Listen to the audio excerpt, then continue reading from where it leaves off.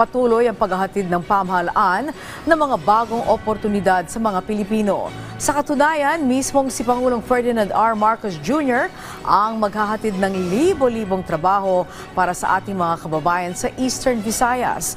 At hindi lamang yan, dahil may kasama pa yang iba't ibang libreng serbisyo. Si Mela Las Moras sa Sentro ng Balita, live.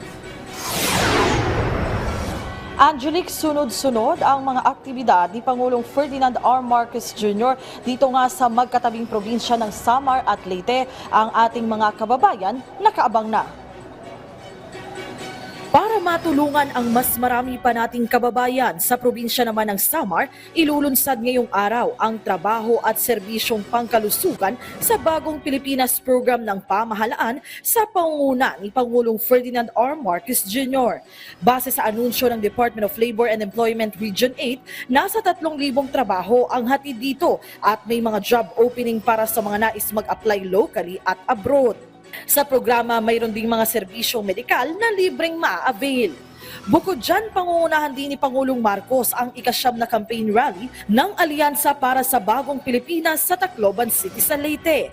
Dito'y personal niyang ikakampanya ang mga pambato sa pagkasenador ng administrasyon, kabilang na sina dating DILG Secretary Benher Abalos at Makati City Mayor Abby Binay, mga senador na sina Bong Revilla, Pia Cayetano, Lito Lapid, Amy Marcos at Francis Tolentino, mga kongresistang sina Erwin Tulfo at Camille Villar at ang mga naghahangad magbalik Senado na sina Manny Pacquiao, Panfilo Lacson at Tito Soto. Ayon kay Alyansa Campaign Manager Toby Chanco, sa bawat leg ng kanilang pag-iikot sa bansa, inilalatag ng kanilang mga kandidato ang mga plataporma at plano nila para sa Pilipinas na sakto rin sa hinahangad ng mga Pilipino.